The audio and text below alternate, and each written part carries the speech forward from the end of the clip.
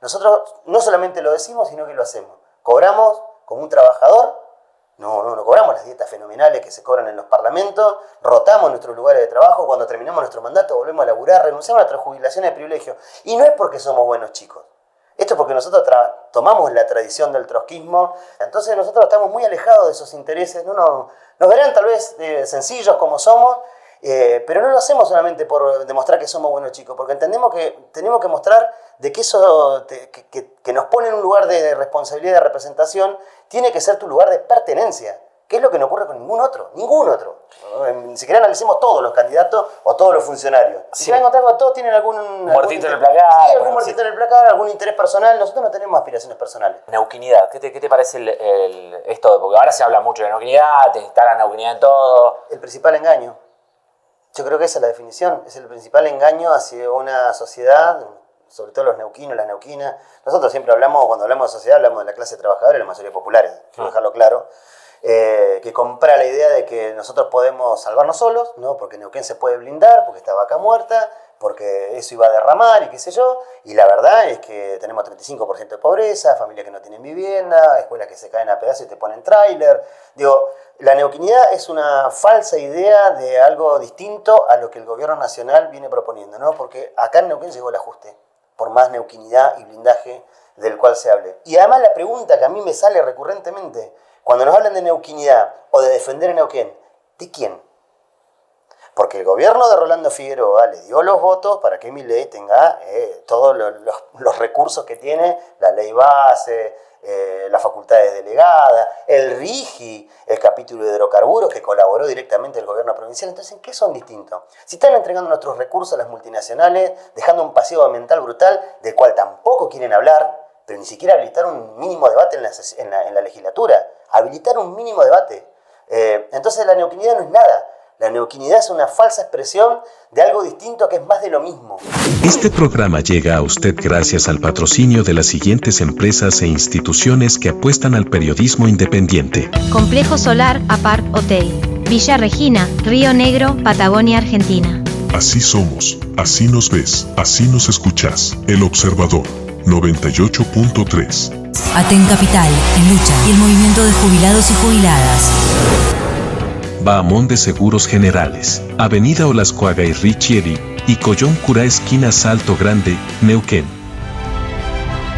Municipalidad de Cutralcó. XGen. Dedícate a ser tu mejor versión. Islas Malvinas 260, Neuquén. Derecho y estrategia jurídica. Compromiso. Idoneidad. Cada caso es único. Cada cliente, también. Sarsuri Castiglioni, abogados. Neuquén News. Porque sin información independiente, la democracia es apenas una apariencia. Calidad. Sabor. Cerca tuyo, siempre fresco. Frigorífico Gran Corte. Carnes selectas. San Martín 3330, Neuquén, y Río Colorado 328, Plotier. Virginia Pailacar, estética saludable. Sentite bien todo el año. Wokra, Rincón de los Sauces. Martín Robledo y Asociados, Estudio Jurídico y Ambiental. Colegio Profesional de Técnicos de la provincia de Neuquén. En todo lo bueno hay un técnico. Betania Claramonte, peluquería y maquillaje. Villegas y Avenida Alem, Cipoletti. Ahora vos también podés colaborar con la producción de este programa. Si te gusta el contenido que ves y crees que es posible un periodismo independiente, crítico y sin censura, sumate a nuestra comunidad colaborando para favorecer una prensa libre. Dona lo que quieras, lo que puedas, las veces que quieras. Búscanos en Mercado Pago como enfocados.tv.mp. Con tu aporte, grande o pequeño, nos ayudarás a seguir contando las verdades que otros prefieren silenciar. Sumate. Porque sin vos, no hay prensa libre.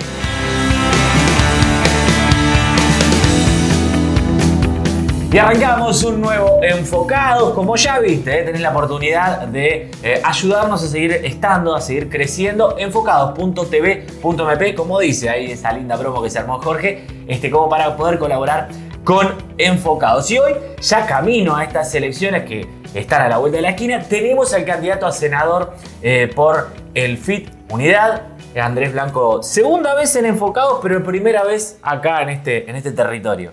Sí, ¿qué tal? Muy buenas tardes, muy buenas noches. Acá estamos presentes. Agradecerles por el espacio y sí, un placer estar acá, este nuevo lugar, ¿no? Bueno, trataremos de que no nos rajen de acá también, porque la última vez que fuiste... Me traje mala suerte por eso. Sí. Fuiste vos, no. Fuiste vos.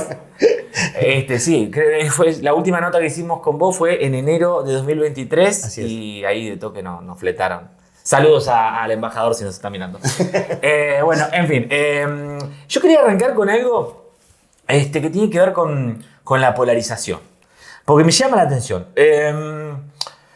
¿Por qué en Argentina no termina sucediendo, como en otros países, que uno piensa en España, en Francia, que naturalmente la derecha, como hoy cualquiera puede estar en descontento con la derecha, automáticamente se mire como oposición o como la salida común la izquierda? Qué pregunta, ¿no? Porque es el desafío, sí, no. Lo que pasa es que a veces hay confusión también, ¿no? Digamos, incluso este gobierno de Javier Milei se ha encargado de estigmatizar, poniendo a comunistas y de izquierda a todo el mundo, ¿no? Zurdos de mierda. Zurdos de mierda, pero además generalizando las posiciones de izquierda. Y obviamente nosotros somos la izquierda trotskista, digamos, que no es comparable con otros procesos de izquierda en otros países, que incluso nosotros hemos criticado y hemos cuestionado por, digamos, terminar ayornándose a modelos que no cuestionan profundamente el principal problema que tenemos la clase trabajadora en el mundo, en nuestro país y en nuestra provincia, ¿no? Entonces me parece que... ¿Es una izquierda maquillada la de otros lugares? Sí, podemos decirle así, porque es una izquierda que no trasciende las barreras de romper el esquema, digamos, impuesto por el capitalismo, cosa que desde la izquierda trotskista en eso somos categóricos y contundentes. Nosotros sabemos que para cambiar la realidad social en la que estamos en este mundo es ir contra el capitalismo. Para eso no se puede tener ese tipo de relaciones intermedias, maquilladas, que por ahí son concesivas, ¿no? Digamos, y en momentos de crisis se han postulado como una alternativa. Nosotros en eso también nos la jugamos hasta el final, pero porque tenemos estas fuertes convicciones. Porque si no lo hiciéramos también podríamos decir que podríamos ser parte de un núcleo amplio de la izquierda, y no lo somos. Somos la izquierda trotskista, que estamos enraizados en la clase trabajadora, en la juventud, en el movimiento estudiantil, en el movimiento de mujeres. Y eso lo hacemos justamente con esa convicción. Eso me parece que a veces es lo que más demora en tratar de profundizar y elevar las aspiraciones que entendemos nosotros el desafío que tenemos como clase trabajadora, y desde la izquierda cómo hacemos para dotar justamente de empoderar a quienes tienen el verdadero poder, que para nosotros es la clase trabajadora. Mientras existan esas salidas intermedias, se repite cíclicamente. Incluso miremos lo que ha pasado con esas izquierdas en otros países que han terminado siendo un fracaso, porque justamente hasta ir hasta el final, los que terminan pagando siempre los platos rotos del plan que tiene el capitalismo de ajustar y beneficiar siempre lo mismo, termina siendo un contrapeso. Por eso entendemos que también es el camino tal vez más largo, pero es el seguro, ¿no? Y eso me parece que a veces le pone un cierto límite, pero también hemos visto cómo en procesos de levantamiento logramos también concitar muchas veces desde la izquierda esa fuerza para poder no solamente construir en términos electorales, sino que lo que más el desafío que más nos asume a nosotros es poder construir la fuerza social para poder cambiar los problemas de fondo. Es difícil, pero es posible, y consideramos que es lo que verdaderamente le puede dar una salida a los males que vivimos como humanidad, te podría decir. Voy a hacer flashback de nuevo, voy a ir para 2023, porque hicimos la nota en enero, y ahí vos hablaste en esa oportunidad de esta de extrema derecha, que justamente después terminó ganando Milei. En ese momento no era tan fácil pensar eso, ¿no? Pero uno de los ejes o las bases de Milei fue esa juventud en descontento, ¿no? Hoy no sé si acompaña esa juventud que está en descontento a Milei. ¿Sentís que, como lo mencionaba recién, de que ustedes se basan también en la juventud, que puede ese descontento de los jóvenes ir a parar a la izquierda? Ese es lo que estamos trabajando. Y creo que se expresa también porque venimos de la última marcha universitaria, donde se logró echar marcha atrás el veto del presidente Javier Milei contra el presupuesto universitario, que además canalizó el descontento generalizado de muchos otros reclamos, ¿no? El Garrahan, con lo de los jubilados, lo de la discapacidad. La juventud, vista desde ese punto de vista, ¿no? ¿Cuánto fue que aportó para este cambio, digamos, de modelo en el país? Y bueno, tiene que ver con el descontento con lo anterior, un poco lo que decíamos antes, ¿no? Cuando esas políticas populistas no terminan de concitar verdaderamente cambios profundos, el voto fue, saco a este para poner a este porque este me dice que va a cambiar todo radicalmente. No podemos hacer una especulación, porque si no sería subestimar a la juventud, de que lo hizo pensando de que el modelo económico que iba a venir era este, ¿no? Que iba a radicalizarse de esta manera, que iba a desfinanciar la universidad, que iba a desfinanciar la salud pública, la educación pública. Ahora, están haciendo una experiencia, ¿no? Rápida, si se quiere, porque todavía no cumplimos ni 2 años. Entonces nosotros tenemos plena confianza en que la juventud pueda jugar un rol, porque la juventud en última instancia también compró un poco esta idea de que la lucha contra la casta era lo que proponía el gobierno de Javier Milei, y eso iba a traer aires nuevos, la lucha contra la corrupción, no hicieron ni 2 años y tienen a Karina Milei con el 3% que le está haciendo mucho daño, lo cual no nos sorprende, digo, porque la corrupción es absolutamente inherente al poder. Y lamentablemente en este país venimos por hacer un repaso cercano, desde la ley Banelco hasta esta parte, hechos de corrupción de todo tipo y color, compra de voluntades, ¿no? Entonces, me quiero quedar ahí total. Espera, porque aparte hay otra cosa. Vos hablás sos de la escuela de Silvina, que está ahí, que te dice, che, como los medios nos dan poquito tiempo, tenés que hablar rápido. Acá tenemos tiempo, así que podés hablar pausadamente. No, pero la corrupción es inherente al poder. ¿Y qué pasa si la izquierda llegara al poder? ¿También caería en ese mal? Imposible que eso ocurra. Digo, todos estos años, desde que el Frente Izquierda existe como una fuerza política que está en los parlamentos, ha quedado demostrado que nosotros tenemos las manos limpias absolutamente, que hemos actuado en forma consecuente. No, para nada, digamos. Incluso porque los hechos de corrupción que se han... Bueno, hay muchos encima. Es inevitable.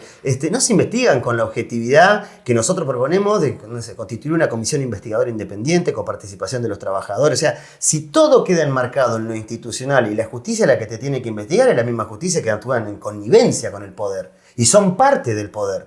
Entonces, de nuestro punto de vista, nuestra llegada a estos lugares va a ser justamente mostrando de que estamos completamente alejados de eso. ¿Sabes por qué? Es muy sencillo. Porque somos laburantes. Somos trabajadores y trabajadoras que hacemos política. Nuestro único compromiso es con las clases trabajadoras, las mayorías populares. Y creo que sobre todas las cosas uno lo puede decir, pero también tiene que demostrarlo con el cuerpo. Y hasta acá estamos completamente orgullosos de decir que somos los únicos en el que hemos actuado en función de nuestro pensamiento, de nuestras ideologías y a quienes nos debemos. Entonces me parece que eso es un factor importante, porque hoy si no es creer en la palabra de alguien. Nosotros no solamente lo decimos, sino que lo hacemos. Cobramos como un trabajador. No cobramos las dietas fenomenales que se cobran en los parlamentos, rotamos nuestros lugares de trabajo, cuando terminamos nuestro mandato volvemos a laburar, renunciamos a nuestras jubilaciones de privilegio. Y no es porque somos buenos chicos.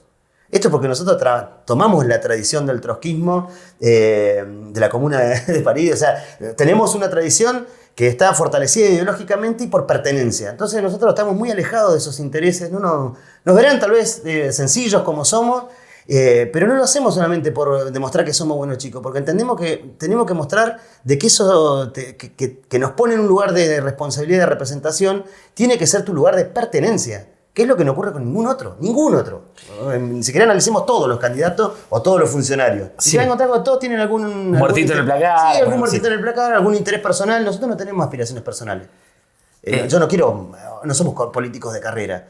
Insisto, volvemos a laburar y tampoco tenemos aspiraciones personales para nuestro espacio político. Cuanto más crezca, eso linealmente se transforma. Nosotros queremos cambios radicales y profundos. Bueno, es un desafío grande, pero partimos de esta premisa y obviamente vemos en el resto que no tienen nada para mostrar que no esté ligado a algún hecho, que los ensucie y los empañe.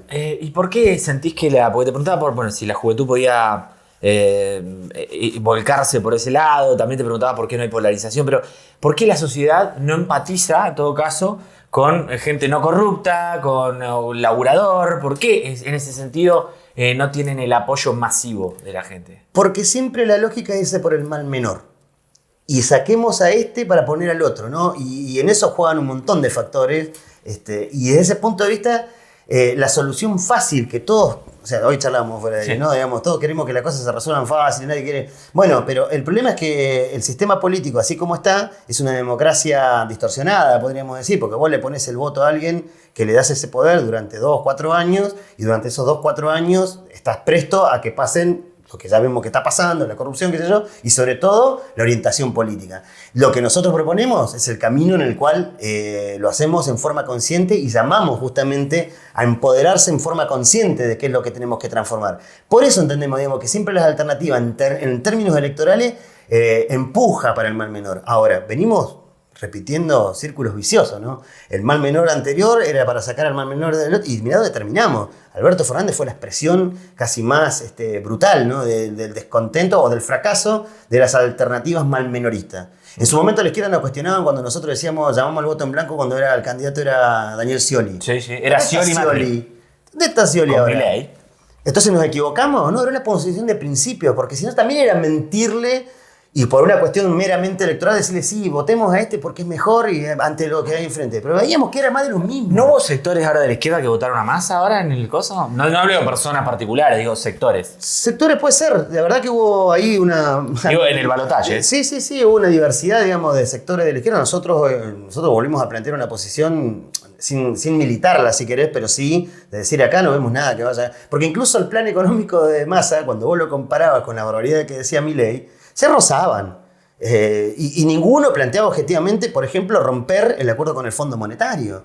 Entonces no veíamos nada muy profundamente distinto. Desde ya no era lo mismo Milei que Massa. Está bien, eso convengamos que había una diferencia que nosotros incluso esto lo dijimos públicamente. Dejamos liberado que la gente, digamos, pudiera optar abiertamente por cuál opción les parecía mejor. Pero sí, hubieron sectores de la izquierda que tal vez planteaban esa alternativa, no compartimos. Pero sí, qué sé yo, era un momento bastante complejo, ¿no? Incierto por sobre todo quién era Milei. Sabíamos quién era Massa. También reconocíamos qué era lo que estaba proponiendo Milei. Pero nos parecía a nosotros que era actuar en forma consecuente, por lo menos del Partido de los Trabajadores Socialistas, de decir, bueno, no, ninguna de las dos son opciones. Casta, mirá, vamos con conceptos. Casta, libertad, neuquinidad. Digo, la gente termina comprando conceptos o símbolos vacíos. Sí, claro. Que una evidencia, tal vez símbolos vacíos no, símbolos de lo que pretenden, ¿no? Digamos, de las aspiraciones, de las... Todo el mundo dice, che, hay que combatir la casta. Bueno, y lo primero que planteamos... Bueno, pero hay que combatir la casta, están todos los mismos. Bueno. Digamos, yo no vi ninguna cosa... Que no hubo combate contra la casta. No hubo ningún combate contra la casta. Al revés, digamos, el gobierno nacional integró rápidamente a la casta. Por eso hoy tenemos nombres que en otro momento eran innombrables, como los Menem, Tusener, Caputo, todos esos personajes. Acá en la provincia también. Acá se reciclan. Lo que pasa es que justamente ahí está la cuestión, ¿no? Digamos, el creer en algo es lo que lleva también a veces a la expresión de la salida política más rápida o el fusible que más rápido me lleve a una... Bueno, ahí es donde muchas veces nosotros de la izquierda, con posiciones de principistas, sabemos que es el camino más largo. Pero yo creo que tiene que ver con eso, digamos, con que buscan una salida y claro que si alguno convencido dijo, bueno, sí, parece que vengan contra la casta, ¿no? Entonces confió en que eso es lo que iba a ocurrir. A 2 años de eso, a menos de 2 años de eso, está claro de que desde el establishment político, con disruptivos o sin disruptivos, o con viejos reciclados, como el gobierno provincial, porque ¿quién es Figueroa? Es MPN. Es un MPN enjuagado, dicen algunos. Y sí, si vos mirás todo lo que integra, después obviamente un armado variopinto para lograr ganar y estar en la posición hoy. Claro, el poder lo tiene uno solo. Parte de la casta. Sí, y aparte el poder lo tiene uno solo, digamos. Vos podés tener a un socialista, porque tienen socialistas ahí en el armado. No lo conozco. Sí, tienen. No he tenido el placer. Sí. Tienen socialistas, tienen del PRO, tienen... Bueno. ¿Cómo haces para juntar eso y con eso construir una fuerza política que sea coherente? Con su plan, siquiera. Te estoy diciendo, no desde el punto de vista que nosotros vemos, sino desde su propio punto de vista. Tiene un armado variopinto que tienen... Y te hablaba de símbolos vacíos, neuquinidad. ¿Qué te parece esto? Porque ahora se habla mucho de neuquinidad, te instalan neuquinidad en todo. El principal engaño. Yo creo que esa es la definición. Es el principal engaño hacia una sociedad, sobre todo los neuquinos, las neuquinas. Nosotros siempre cuando hablamos de sociedad, hablamos de la clase trabajadora y la mayoría populares. Quiero dejarlo claro. Que compra la idea de que nosotros podemos salvarnos solos, ¿no? Porque Neuquén se puede blindar, porque está vaca muerta, porque eso iba a derramar y qué sé yo. Y la verdad es que tenemos 35% de pobreza, familias que no tienen vivienda, escuelas que se caen a pedazos y te ponen tráiler. Digo, la neuquinidad es una falsa idea de algo distinto a lo que el gobierno nacional viene proponiendo, ¿no? Porque acá en Neuquén llegó el ajuste, por más neuquinidad y blindaje del cual se hable. Y además la pregunta que a mí me sale recurrentemente, cuando nos hablan de neuquinidad o de defender a Neuquén, ¿de quién? Porque el gobierno de Rolando Figueroa le dio los votos para que Milei tenga todos los recursos que tiene, la ley base, las facultades delegadas, el RIGI, el capítulo de hidrocarburos que colaboró directamente el gobierno provincial. Entonces, ¿en qué son distintos? Si están entregando nuestros recursos a las multinacionales, dejando un pasivo ambiental brutal, del cual tampoco quieren hablar, pero ni siquiera habilitar un mínimo debate en la legislatura. Habilitar un mínimo debate. Entonces la neuquinidad no es nada. La neuquinidad es una falsa expresión de algo distinto que es más de lo mismo. Y nosotros en eso estamos convencidos de que nos están mintiendo. Y además con los viejos métodos, ¿no? Digamos, de tratar de hablar de la neuquinidad con algo distinto a lo que era el MPN, cuando son más de lo mismo, o un poco enjuagado, con un armado un poco más variopinto, y es lo único que tienen para mostrar distinto. Pero no dejan de tener una lógica que no ha cambiado en lo más mínimo. Es una gran mentira la neuquinidad. Bueno, de los sellos, o no sellos, sino los símbolos vacíos, esto que decíamos, casta, libertad, neuquinidad, del otro lado ustedes proponen una agenda que tiene cuestiones interesantes, ¿no? Digo, por ahí uno últimamente estaba escuchando la defensa al agua, esto que está pasando en Marimenuco, ya vamos a hablar, sí. Los sismos que van creciendo por el tema fracking, bueno, todo lo que tenga que ver con género. Vuelvo a esta pregunta que te hice hace un ratito. ¿Por qué la gente no el agua parece que le chupa un huevo, básicamente, perdón, ¿no? Pero parece que no importara. Los femicidios que hay acá también, que hubo hace 2 semanas hubo 2 femicidios acá, no importan. ¿Qué pasa? La neuquinidad es ocultar eso. Bueno. La neuquinidad es ocultar eso. Porque en realidad, estamos nosotros como somos parte de la campaña Salvemos al Marimenuco, sabemos que lo hacemos justamente a contramano de la disposición de los medios a dar difusión a algo que es terrible, que es que nos van a contaminar nuestro tanque de agua que abastece Neuquén, Plotier, Centenario.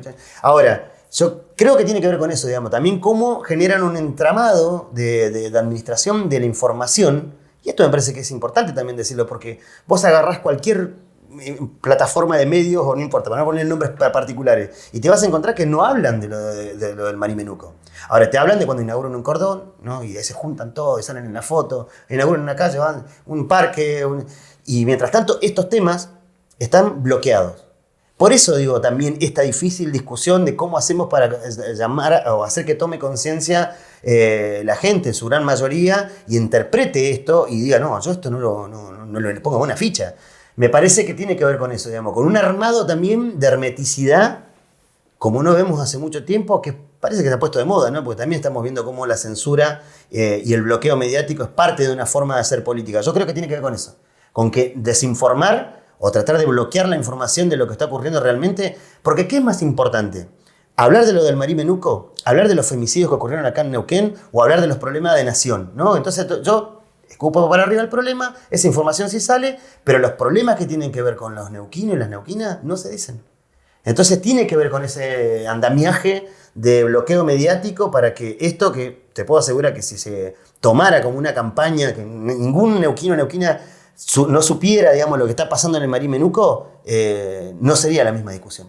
Pero bueno, tienen ese poder, porque el poder te provee de esas herramientas. Aprovechemos que estamos acá y vamos a... Te quiero que introduzcamos un cachito de esto que está pasando en Marimenuco. Vamos a hacer un programita, si me dan el ok ayer, sí vamos a hacer... Fue más, fue idea de por allá de la producción, que están todos. De hacer, bueno, justamente algo relacionado a esto que está pasando en Marimenuco, pero hoy, más o menos, para tampoco irnos tanto de lo que era la entrevista, contarle a la gente que por ahí, como no lo ven en los medios, qué está pasando y por qué preocuparse en lo que está justamente sucediendo o puede suceder en Marimenuco. Bueno, lo preocupante, desde hay que tomar un poco un relato histórico, ¿no? En el 2013 hasta esta parte, que fue cuando desembarcó el fracking acá en Neuquén. En esa estuvimos nosotros en la calle y bueno, en ese momento el compañero Raúl Godoy estaba en una de las bancas. Se venía denunciando de que lo que el fracking produce, comprobado en otros países y por eso prohibido también en otros países, es contaminación. Empezó primero con lo de los temblores en Sausal Bonito, que tuvo una expansión, incluso hasta Ñilos empiezan a sentir los temblores, o sea, quiere decir que hay un crecimiento. Cada vez hay más, pero cada vez hay más. Tampoco se escucha mucho de eso. Bueno, de eso también hemos pedido informe, hemos presentado proyectos, hemos hecho audiencia pública sobre lo del Marimenuco, también presentamos informe, pedidos de informe, proyectos para derogar el decreto del gobernador. Pero tiene que ver con esto, que el fracking en la zona del istmo, que separa entre el lago Los Barriales y el Marimenuco, es una lonja que no tiene mucha extensión territorial. Sobre esa extensión quieren empezar a desarrollar, y ya de hecho hay 2 locaciones que están operando, en las costas del Marimenuco.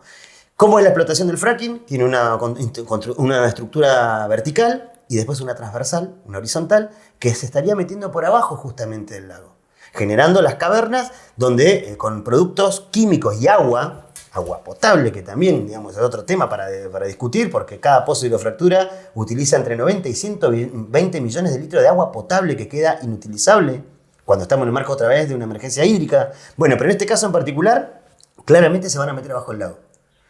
Y estamos ante un dato estremecedor, que hay 6 accidentes ambientales por día. Espera, antes de ir a los accidentes. Sí. Que esté por abajo del lago. Sí. Nosotros este agua, por ejemplo, estamos tomando. Sí. Salió de la canilla, ¿no? Sí, me la diste, que me va a dar. Escuchame, en Villavicencio. Pero este agua que estamos tomando, ¿podría afectarse con esto? Totalmente. Hay que imaginarse, para hacerlo simple, esos caños y esa hidrofractura va a ingresar abajo del lago con productos químicos que se van a generar. Digo, lo de los derrames como dato estremecedor de que quiere decir que acá hay un potencial indiscutible de que puede haber riesgo de contaminación. Imagínense si se liberan esos productos que están bajo la tierra, que además provocan temblores. El otro día nos decían los geólogos de que además es un lago artificial el Marimenuco, con lo cual el soportar el peso del agua ya es algo que no está determinado cuánto más puede hacer. Imagínense si vos le empezás a hacer agujeros y dentro de esos agujeros tenés productos químicos, que se partan los pozos sumideros que quedan abajo, que se liberen los productos químicos. ¿A dónde va a parar? Es indiscutible que va a contaminar. Es indiscutible. Ahora, obviamente, el negacionismo del cambio climático de algunos se traslada al negacionismo de los accidentes ambientales, que además los ocultan. Yo esto lo quiero decir, ocultan, como ocultan también la información de los sismos. Y en esa zona está todo muy concentrado. El riesgo es inminente y es probable. No es por una cuestión caprichosa. Lo que están haciendo es una aberración total y además llevándose puestos los derechos de las comunidades originarias, ¿no? Dicho sea de paso cañazo, para poder entrar ahí se llevaron puesto y se están queriendo llevar puestos los derechos de las comunidades. A la consulta previa libre e informada, a los estudios de impacto ambiental, que son obligatorios para este tipo de casos. Bueno, un decreto lo resolvió. Por las facultades delegadas, por el régimen de incentivo a las grandes inversiones, por todo este nuevo esquema, digamos, de atropello, decidieron avanzar. Es peligrosísimo. Es riesgo inminente de que nos contaminen el agua que consumimos. Y no es una cuestión menor. Decía recién, mencionaba las comunidades mapuches. Bueno, a nivel nacional, Milei dijo, ¿no? Más o menos lo que iba a hacer, cosas más, cosas menos, pero en campaña dijo, voy a hacer eso. Y la gente votó y tiene lo que votó. Pero acá a nivel provincial, ¿te sorprendió justamente lo que nos encontramos después? Digo, pues mencionaste la comunidad de mapuche, hubo hace el 20 de julio el desalojo violento en Casa de Gobierno, la represión, digamos. ¿Las líneas de este gobierno provincial te sorprendieron? La verdad, no sé si sorpresa sería el calificativo. Lo que sí, me parece que el definir avanzar, ¿no? Sobre todo, terminó demostrando lo que nosotros veníamos denunciando, de que hay un alineamiento del gobierno de Rolando Figueroa, que apenas empezó la gestión de Rolando Figueroa y el gobierno nacional. Primero persiguiendo a las organizaciones sociales, ¿no? Acordémonos que tomaron la misma línea, después siguieron con los trabajadores y trabajadoras de la educación, con lo del presentismo, que dicho sea de paso, el presentismo a los diputados, no sé si decirlo en voz alta o en voz baja, no, lo digo con todas las letras, no se reglamentó. Entonces, o sea, hicieron todo el acting cuando fue lo de los docentes. Un contragolpe porque le salió mal. Bueno, que vayan a ver a cuántos diputados le han descontado. Hay muchos que incluso ni les conocemos. Había una que le tuvo algo de... No sé. Esa no tenía más. No, estaba muy al límite. No, a ver, para cerrar la idea. Es difícil que algo te sorprenda.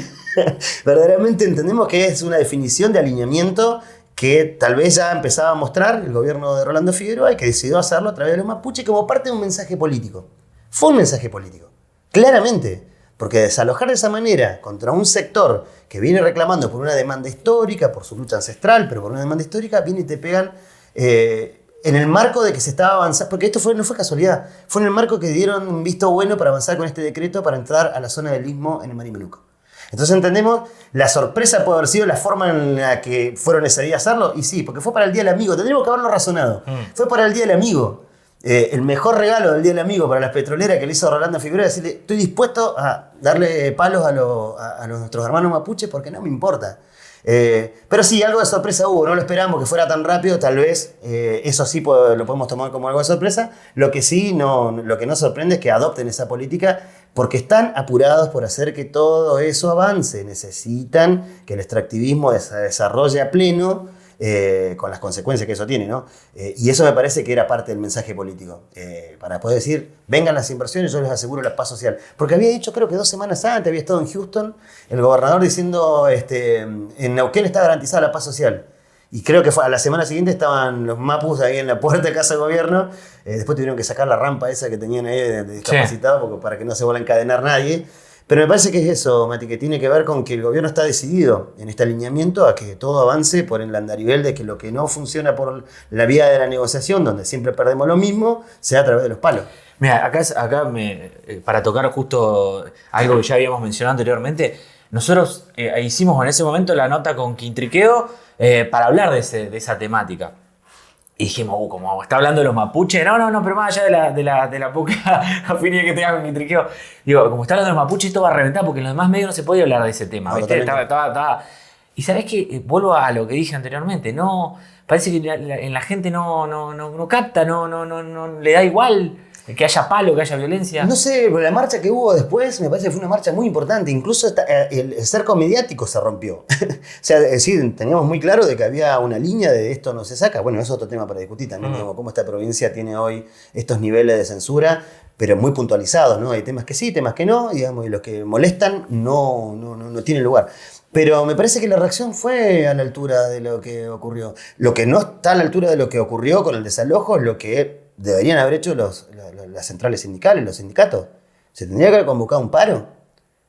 La CTA Neuquén tiene votado históricamente un mandato que es cuando hay represión hay paro. ¿Se llamó el paro? No. Bueno, eso es una forma también de demostrar hasta cuándo quienes tienen esa responsabilidad están comprometidos a ir a una batalla de esa magnitud. Pero yo creo, nosotros por lo menos lo vimos, estábamos incluso los propios compañeros de la Confederación Mapuche y las comunidades estaban muy contentas por la respuesta que hubo, que fue primero cuando fuimos a sacar a los detenidos, ¿no? de las comisarías, y después la posterior marcha que no la pudieron tapar.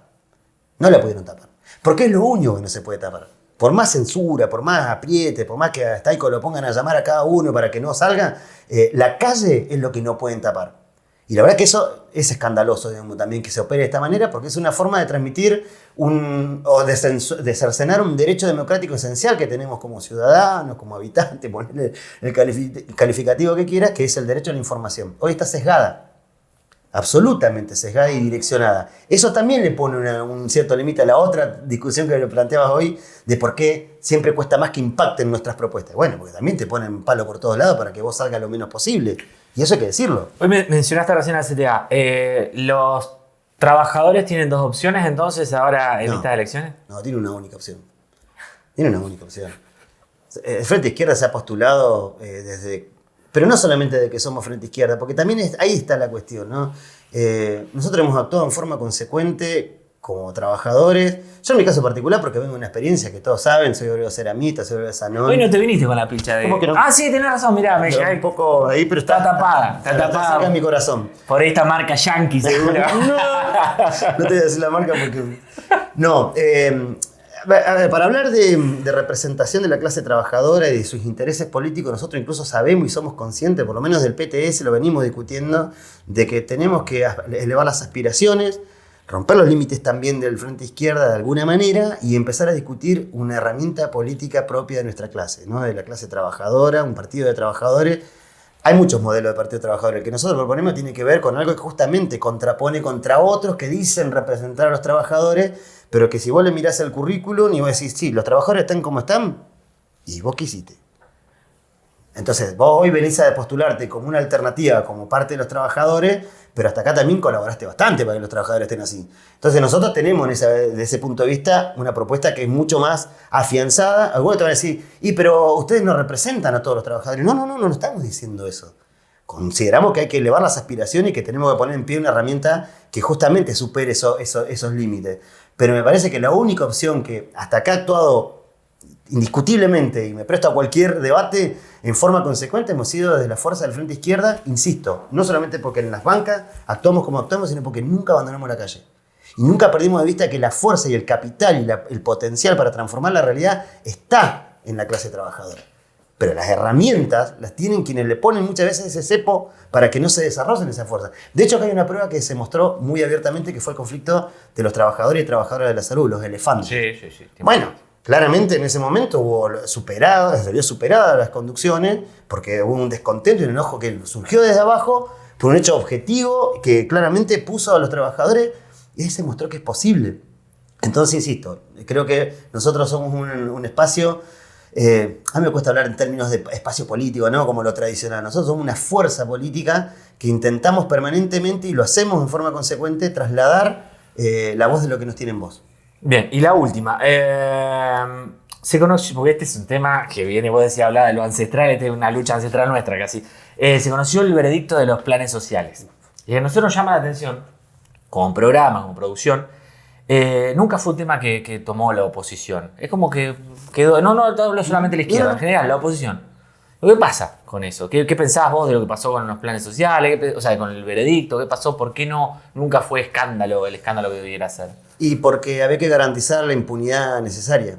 Entonces el escalar, de hecho creo que lo dice el mismo juez que leyó el fallo, que habla de que se puso un límite en la investigación. Y ese límite estaba puesto no solamente en términos jurídicos, sino también en términos políticos. Por eso nadie habla, porque como yo siempre digo, todos tienen un muerto en el placar, todos están comprometidos con alguna situación donde eso te puede explotar en la mano. Entonces me parece que la expresión del resultado del fallo tiene que ver justamente con una garantía de impunidad.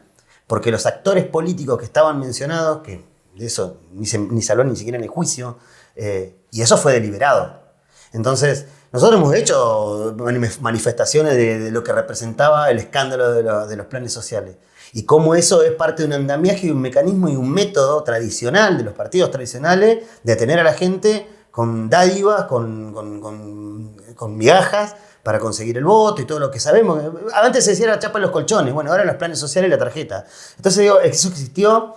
Y en este caso me parece que lo que quedó en evidencia es que lo que se garantizó es la impunidad, ¿no? Porque se pudo comprobar la estafa al Estado, digamos, el desfalco, digamos, del uso de los fondos, pero no la asociación ilícita, digamos, que ahí incluso, digo, en términos jurídicos es técnico, muy complejo, pero claramente el mensaje político es hasta acá se llega.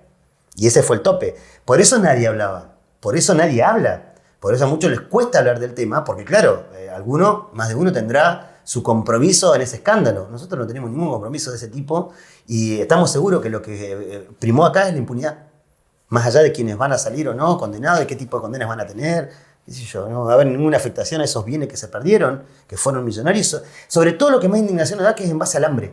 O sea, especularon con el hambre. Y eso no es que lo vimos ahora. Este caso deja en evidencia. Pero también vemos que hay por eso nosotros venimos planteando, queremos discutir el problema de las estafas, de la corrupción. Hay que crear organizaciones independientes del poder. Porque si vos delegás la investigación a ir hasta el final con los poderes que tienen también sus manos metidas en algunas cosas, y bueno, y no va a llegar nunca, la verdad. Para nosotros hay que formar una comisión investigadora independiente. Gracias, Andrés. Por favor, gracias a ustedes. Bueno, así pasaba el candidato a senador por el FIT Unidad, Andrés Blanco. Y bueno, vos ya te dirás, preguntarás qué pasa con el resto de los candidatos. Yo te quiero contar. A ver, ya ha salido Silvia Zapaga, ha salido Carlos Quintrequero, salió ahora Andrés Blanco. Estamos ahí en charla con Nadia Márquez para que salga. Están invitados también, porque uno quiere conocer todas las voces, quiere conocer, por supuesto, qué es lo que piensa el oficialismo provincial al respecto. Están invitados Corrosa, Karina Maureira. Por ahora no hemos tenido respuesta. Entendemos que quizás, a diferencia de otros medios, acá se hacen por algunas preguntas que serían más incómodas, pero están invitados, ¿eh? Si vos en casa estás queriendo escuchar esas voces acá, sabés que nosotros hicimos las tratativas, pero por ahora, cri. Bueno, en fin, así va a terminar este nuevo Enfocado. Nos vemos muy prontito con mucho más. Recordá que la realidad cambia, depende del foco con el que la mires, y que todas esas redes que tenés ahí abajo sirven para que crezcamos, para que sigamos con este producto que ya lleva 9 años y con la conducción de quienes habla 4, así que a seguir con este Enfocado. Pero vos sos parte, así que dale like, compartí y nos vemos la semana que viene con mucho más Enfocados.